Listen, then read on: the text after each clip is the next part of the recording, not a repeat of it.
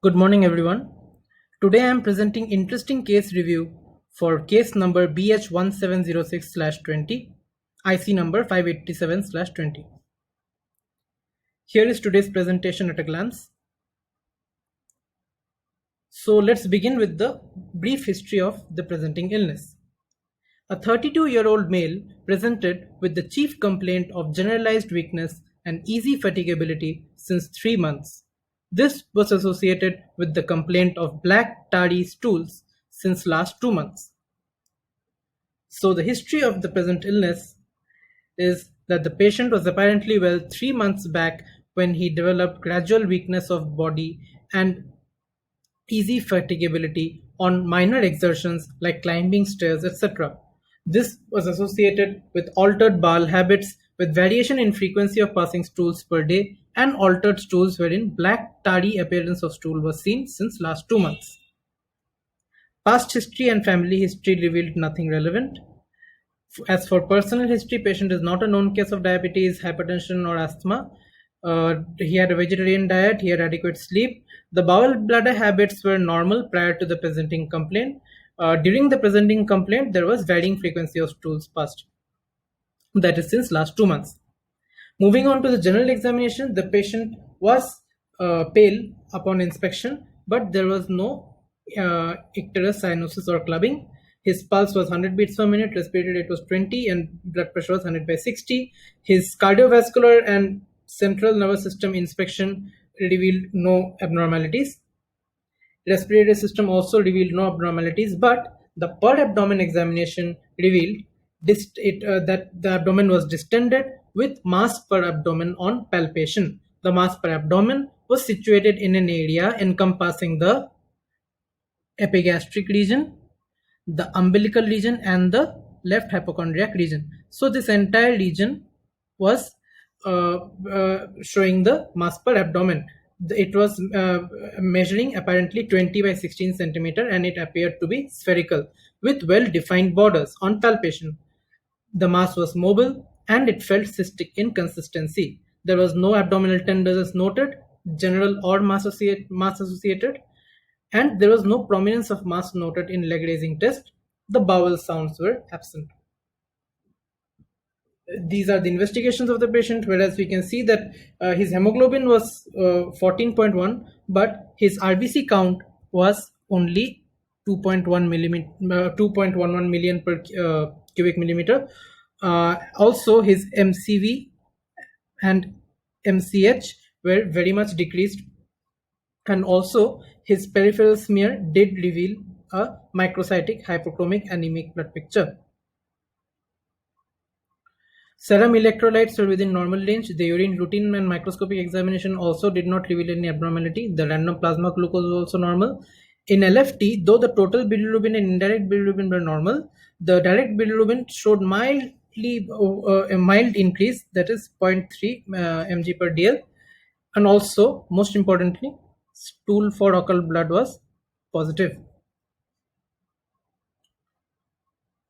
USG abdomen was first done on the 27th and then on the 29th of June. It showed a large cystic mass with internal septations and loculations measuring 21/20/15 cm in the abdominal cavity in epigastric, left hypochondriac, and umbilical region.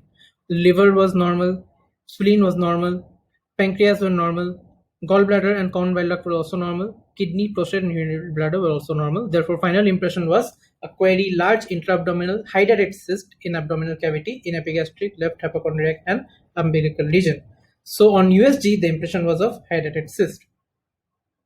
The suspicion was of hydatid cyst.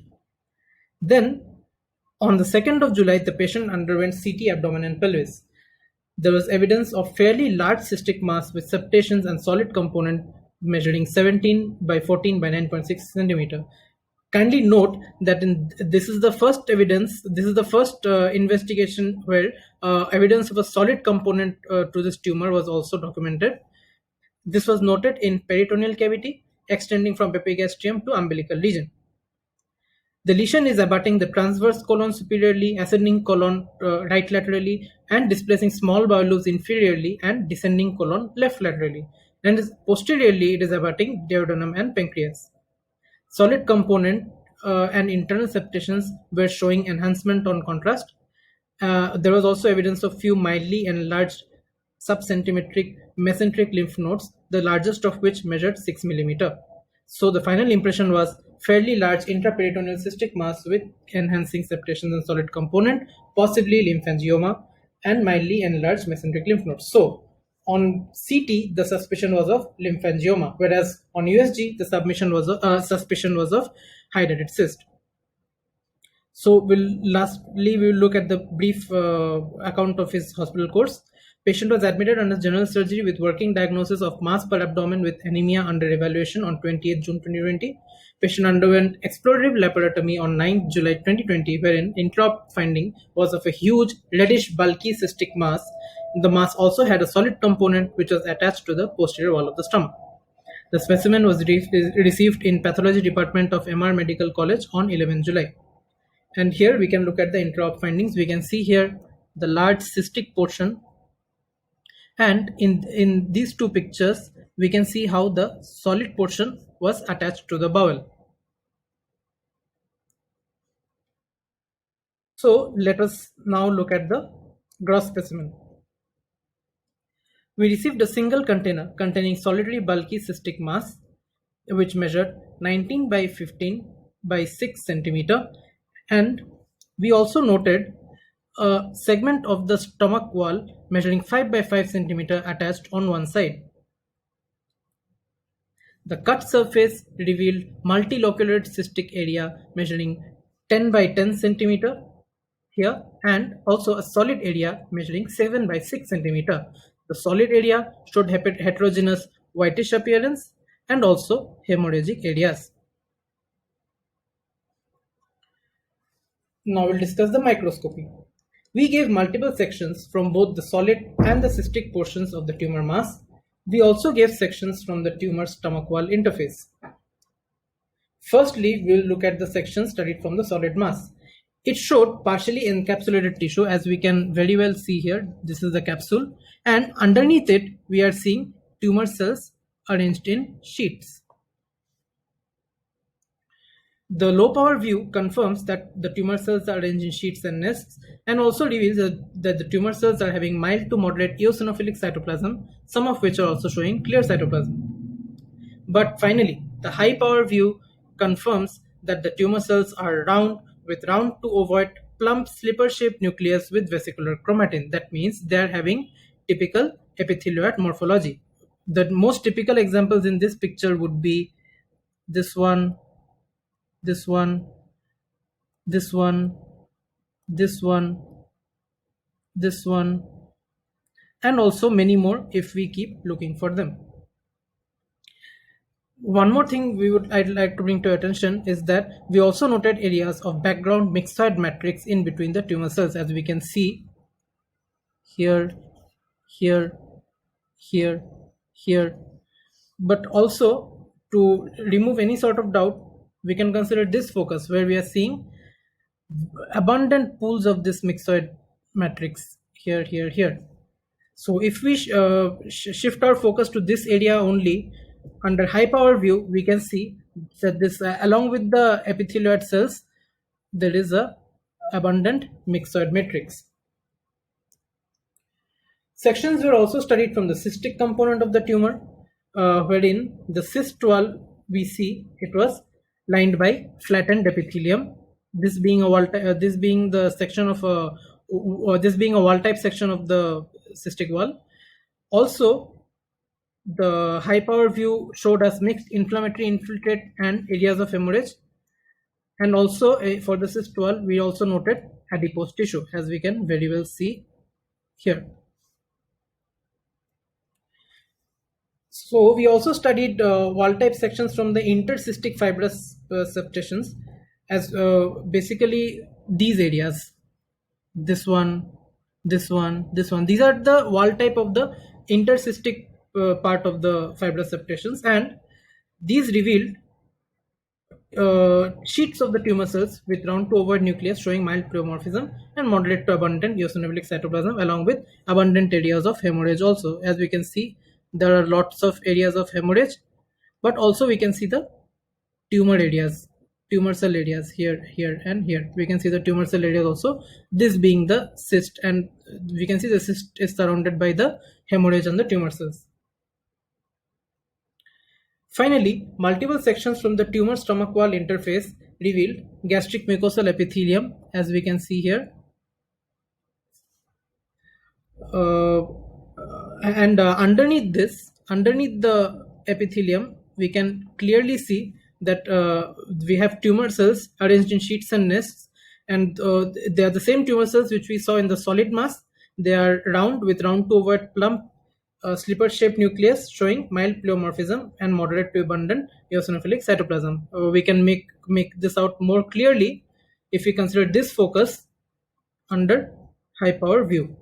Once again, we can make out that they are epithelioid cells arranged in sheets and nests. So considering all these features, we arrive at a final diagnosis of epithelioid variant of gastrointestinal stromal tumor.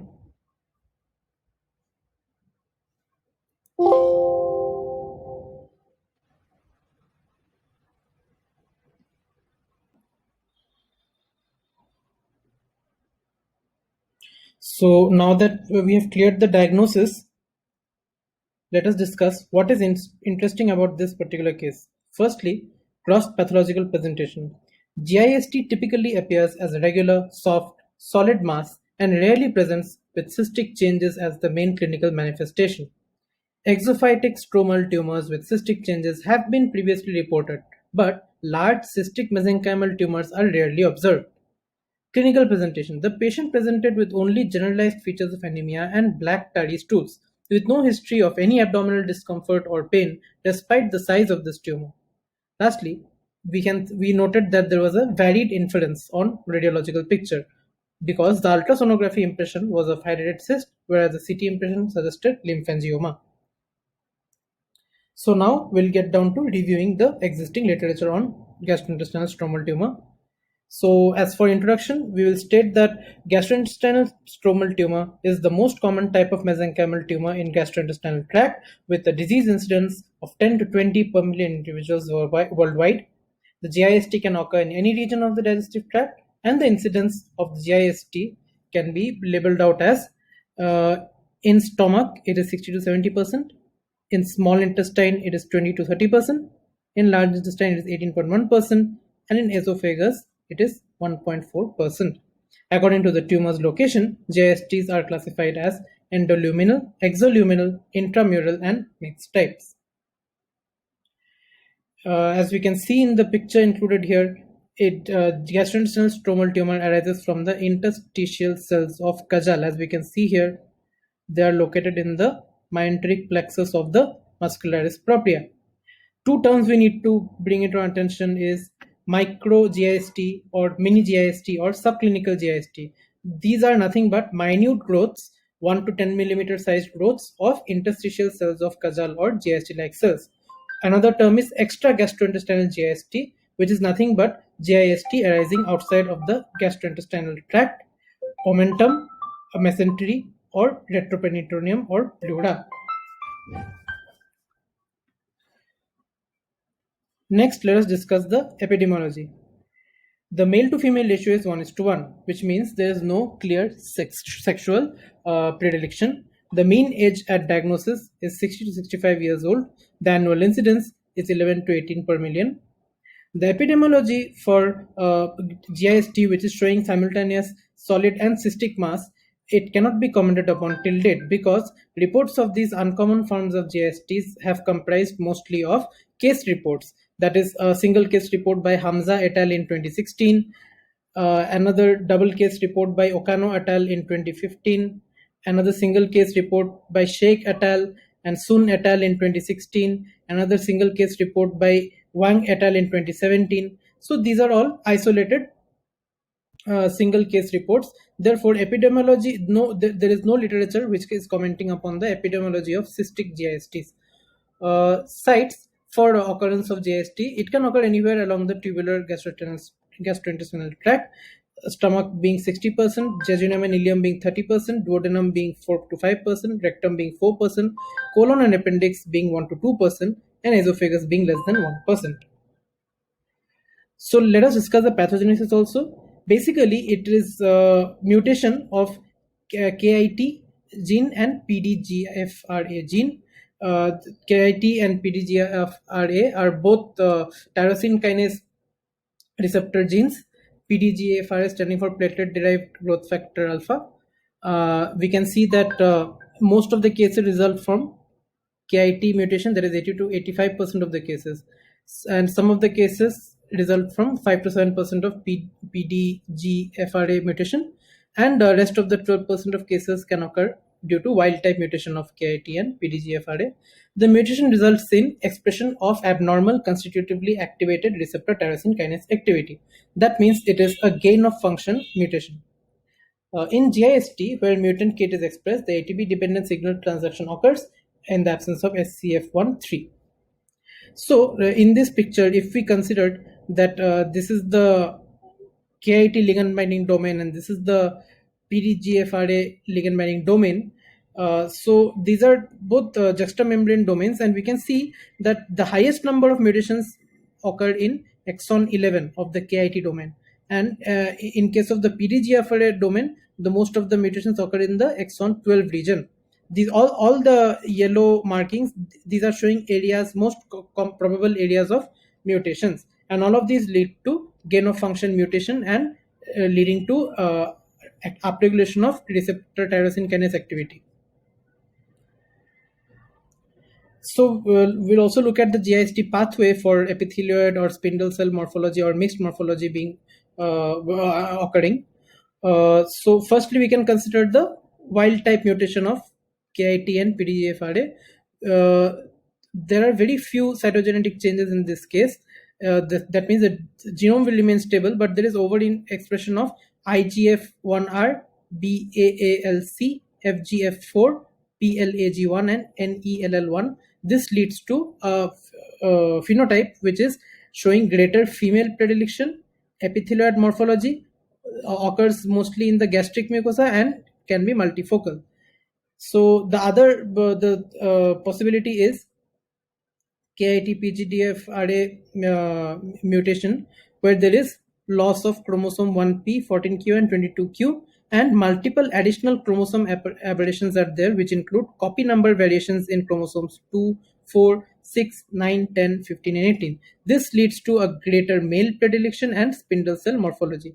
The last pathway is where there is loss of chromosomes 1p, 14q, 22q, but also there is loss of 9p, 13q, 15q, and gain of 5p, 8q, 17q, and 20q. This leads to the phenotype where there is equal male to female predilection, there is spindle cell morphology, and mostly there is a single primary tumor. Histopathological features. The gross description most of the time for these tumors is that it's a well-circumscribed intramural lesion centered within the muscularis propria, and the cut surface will have a fleshy tan to pink cut surface which may show hemorrhage or cystic degeneration.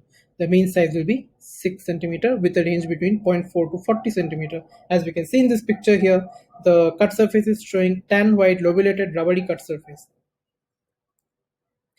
Here are photomicrographs taken from one of the more recent case reports wherein the presentation of the patient was very much similar to our case. Here we can see in picture A, the giant tumor was supplied by the right gastroepiploic artery as indicated by the white arrows and my mark here. The picture B is showing us the tumor originating from the gastric submucosa. The white arrow is showing the region of the origin of the tumor, as we can see here. The picture C is showing us the tumor which measured 20 by 20 centimeter and weighed 2,500 grams, almost very much similar to our case.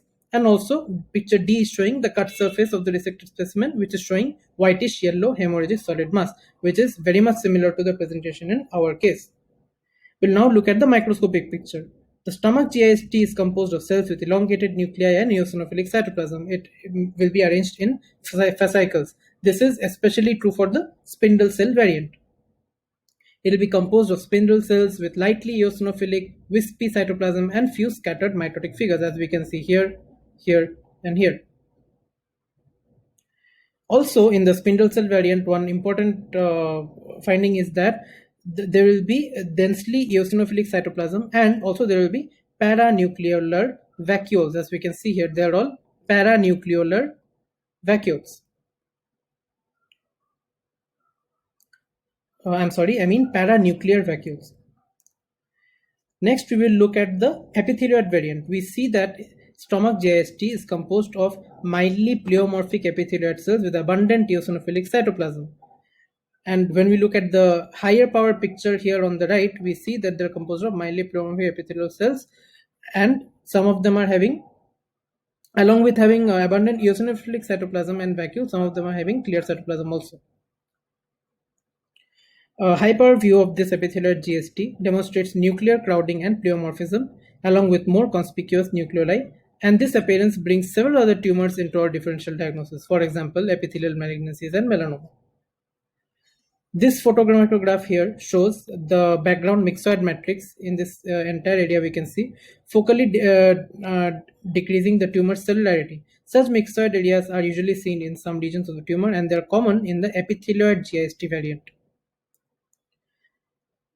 We'll also look at the immunohistochemistry profile. We have to remember that DOG1 and ANO1 are 98% show 98% positivity in GISTs, and c-KIT and CD117 also show 95% positivity. The membranous diffusely cytoplasmic or concentrated in a dot-like perinuclear pattern of positivity will be seen. CD34 will also show 82% positivity in the stomach GIST versus 40% in small intestinal GIST, and also smooth muscle actin will show 18% positivity in stomach GIST versus 34% in small intestinal GIST. And the negative stains are S100 and SDHB. SDHB negativity is a specific feature in SDH, that is succinate dehydrogenase deficient GIST. So for differential diagnosis, we first have to consider that the spindle cell variant of epithelioid, the spindle cell variant of GIST may very easily be confused with leiomyoma, which also has spindle cells with blunt-ended nuclei and brightly eosinophilic cytoplasm arranged in interlacing fascicles. But unlike GIST, they are Desmin positive and CD117 negative, whereas we already have established that GISTs are CD117 positive. Schwannomas also, they will show the spindle cells surrounded by a lymphoid cuff, whereas this feature won't be seen in the GIST. And also schwannomas will be S100 positive, whereas the GISTs are S100 negative, and CD117 negativity is seen in schwannoma, whereas CD117 is positive in GIST. Lastly, solitary fibrous tumor is also considered, but they have spindle to epithelioid cells arranged in a patternless pattern with characteristic staghorn vessels. But in GIST we see neither staghorn vessels nor we see a patternless pattern. We see cells arranged in sheets or nests, and also we may see myxoid background matrix. Also, solitary fibrous tumor will be CD117 negative, which is in stark, which is directly contrasting with the feature of GIST, which is CD117 positive. And also, solitary fibrous tumor will be S100 positive, where GIST is S100 negative. The last heading for today is considering the recent advances. Although I have already mentioned that these are only case reports, but this is the report in the literature which is most closely resembling to the presentation that we are discussing today. Here also they found the study conducted by Anwei Xue et al. They have also come across a case which is having both a cystic and a solid portion in the tumor, and it was measuring 20 by 20 centimeter. In their study, the authors claim that although similar to solid GISTs in terms of morphologic and immunohistochemical features, cystic GISTs should be considered as a specific subtype of GISTs with relatively indolent behaviors and favorable prognosis. Parameters of malignancy are more applicable than the modified NIH criterion in determining recurrence risk and whether to administrate adjuvant imatinib. Future studies analyzing a larger cohort with more detailed information should help shed light on the pathogenesis and long-term survival for these neoplasms. So we'll look at the summary now. GISTs are soft tissue tumors of GIT arising from the interstitial cells of Cajal within the matrix plexus of muscular dystrophy. They mostly present as solid tumors, but few literature exists documenting rare occurrence of cystic masses being the main presentation. Morphologically and immunohistochemically, there is no difference between solid and cystic variants. Microscopically, GISTs can be epithelioid, spindle cell type, or mixed, and further vigilance is required for diagnosis of this type of GIST. These are my references. Thank you.